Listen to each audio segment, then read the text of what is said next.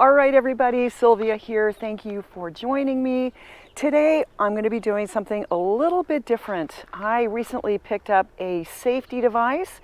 I've had a chance to use it for a few days, and today I want to talk about it.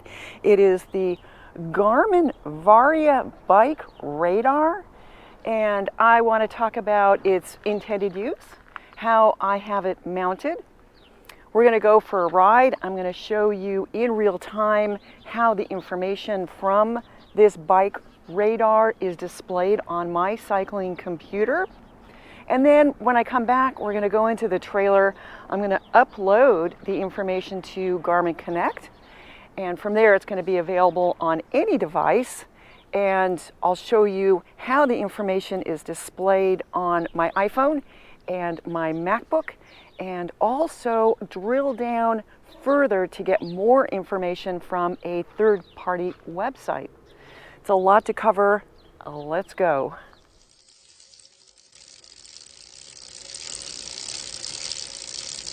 Come on, Myrtle. Let's go. All right, so today I want to talk about a gadget, a safety device that I recently purchased. This is the Garmin Varia bike radar, and this device will give you real-time traffic information about everything happening behind you as you are cycling, and it will display it on your cycling computer. This will allow you to keep your eyes on the road ahead. You just need to glance down at your cycling computer and you can get a really good idea of the traffic that's coming up behind you. This bike radar comes in two models.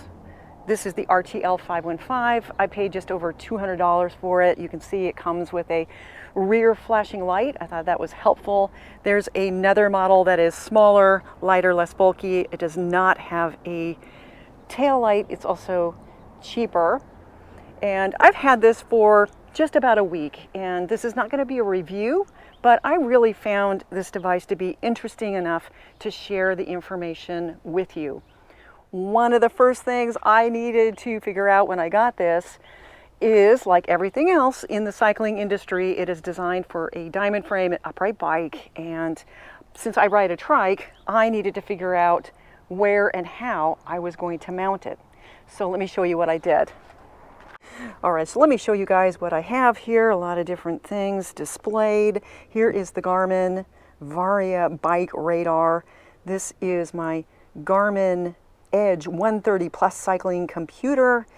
This is the little blinky that I normally have on the back of my helmet, and since that's normally where I keep my blinky and this has a flashing rear light, I just decided to switch them out. You can see this is much lighter, much smaller, less bulky, but having this bike radar attached to the back of my helmet, I really didn't feel the weight. It weighs 1.7 ounces. These are both Garmin devices, but this bike radar will work on any cycling computer that is ANT compatible. There's a whole ecosystem of devices that are ANT compatible, monitors and sensors, and this is just one more to add to that ecosystem. It comes with a mount for a seat post. It's supposed to go under the seat on an upright bike. I ride a trike, so that's just not useful for me. When I got my Garmin, I also got a permanent mount so that I can have it displayed as I'm riding. It came with these mounts. These are intended to be used on the handlebars of an upright bike. It comes with two of these and a whole assortment of rings. And so I decided to use one of those with the ring. And this is the mount for the blinky, and I just added this mount with one of these rubber rings to it. So yeah, let's go take it for a ride. I'm going to show you what it looks like on the back of my helmet and then show you what all the information looks like on my cycling computer. Before I go out riding, I just want to show you real quickly how I have the bike radar attached to my helmet and my Garmin cycling computer. So this is my Garmin, and I actually have it on a permanent mount so that it's easier for me to use and see while I'm cycling.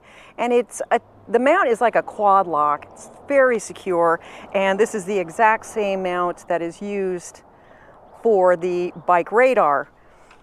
One very fun feature about this bike radar, I'm going to turn the Garmin on, and you can see that the flashing light is off, and as the Garmin turns on, it connects to the tail light and the bike radar automatically. It automatically turns it on and connects. You don't need to do anything. So here, just like any A&T devices that could be connected to the cycling computer, maybe a speed sensor, cadence sensor, VO2 max, power meter, there are symbols showing you that they are connected and enabled. So we've got a tail light and the bike radar signs. You can also see that my phone is connected to the Garmin, but any A&T device will have its own symbol here, so you could just look it down quickly and see that everything is connected. So we're going to go for a trike ride, and I'm going to show you how this thing works. So I'm just in the neighborhood on a low traffic road. We're going to see what kind of traffic is going to come up behind me. And what we're going to find is you're going to hear a beep from the Garmin. And then on the left side of the screen, you're going to see a little dot.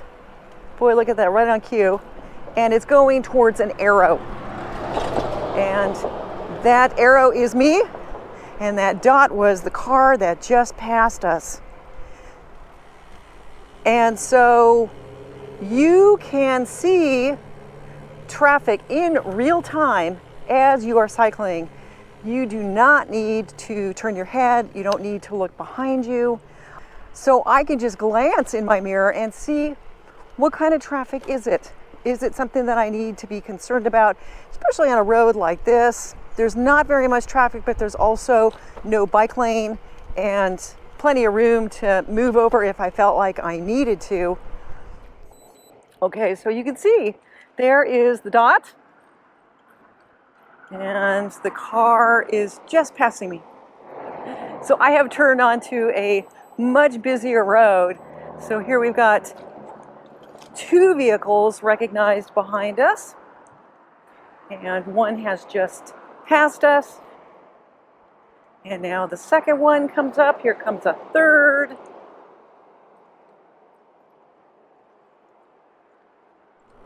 On this Varia bike radar, it will recognize up to 8 vehicles that are coming up behind you. It can be cars, trucks, motorcycles. It can even be other cyclists.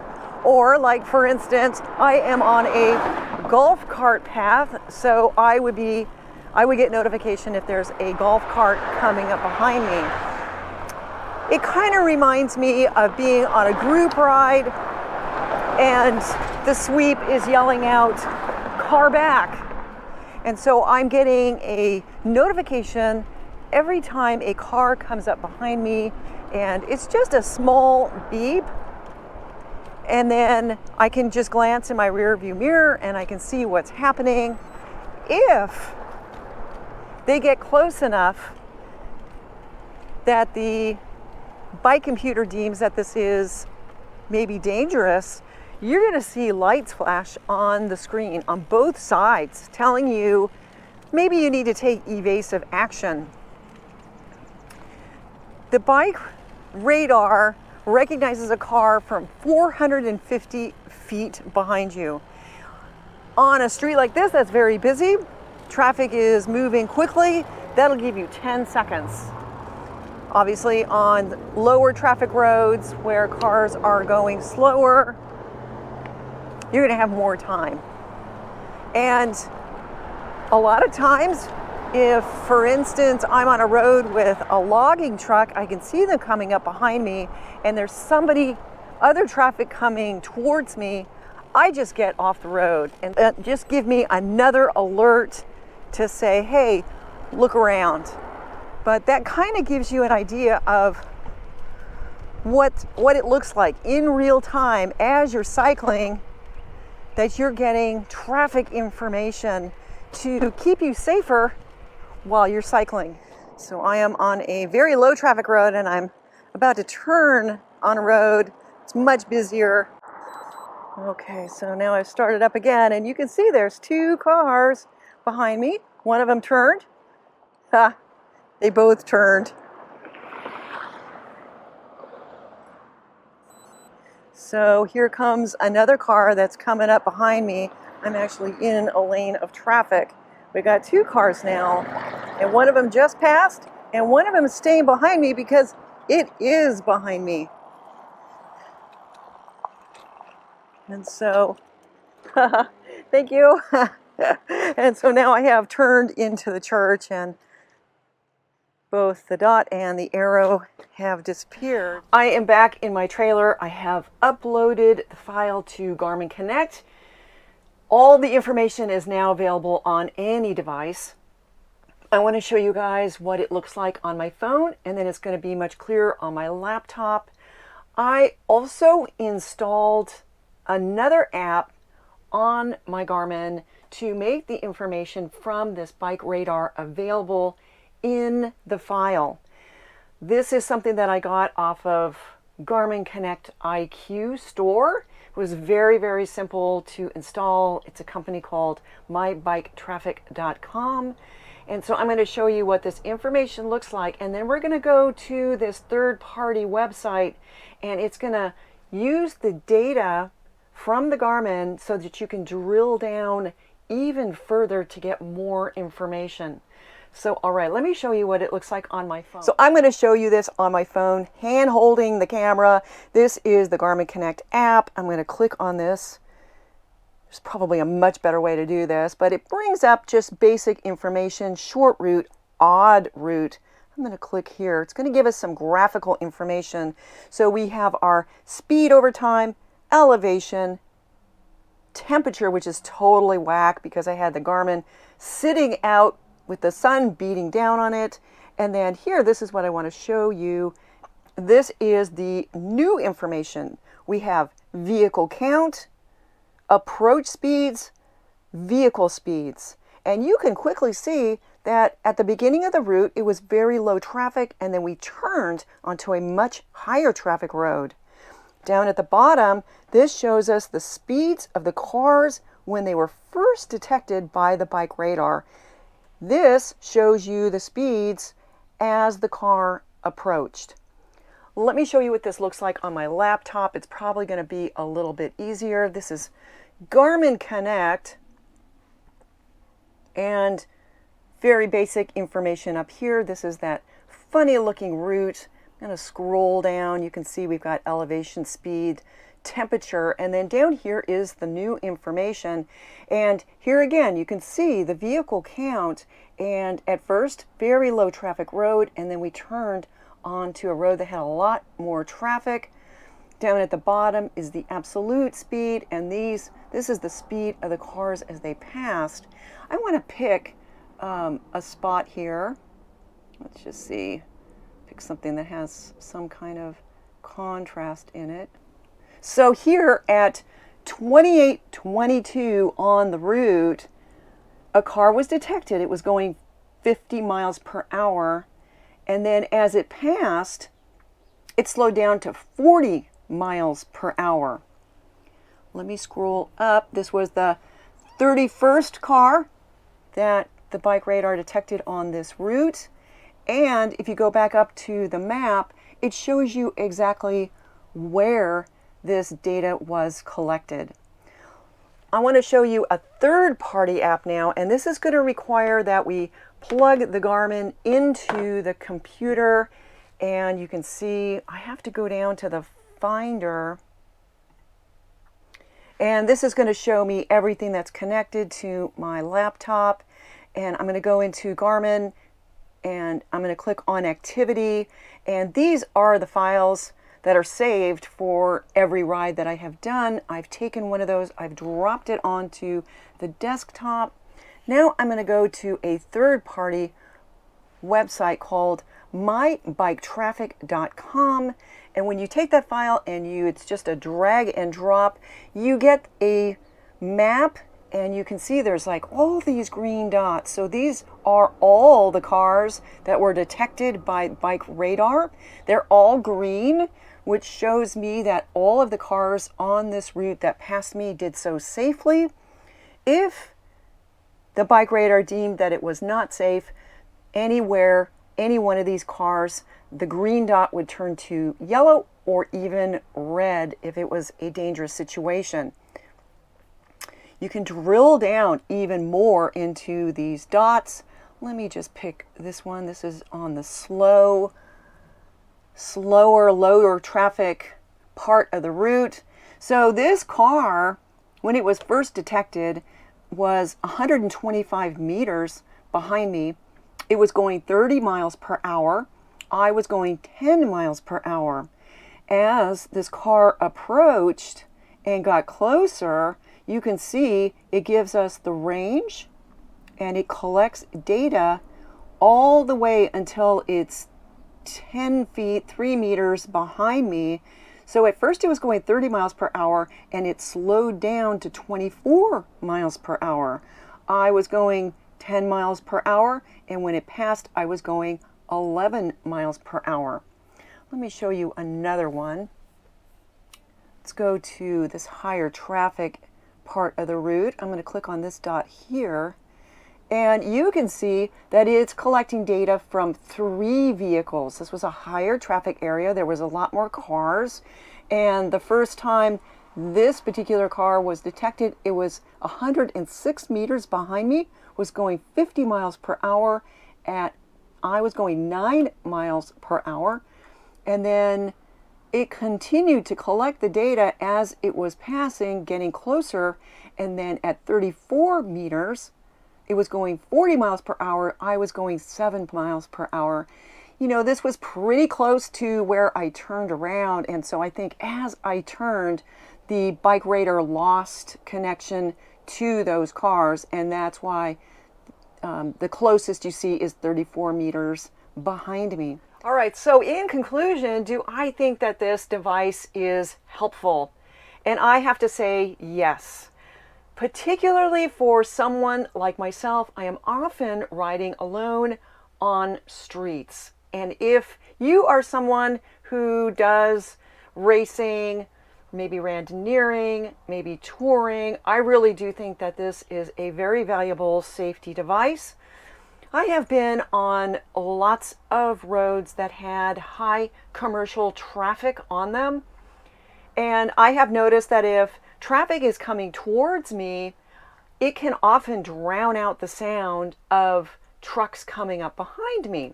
And I think it would be very valuable to look down and get that beep, to glance behind me and see that maybe a logging truck is coming up behind me.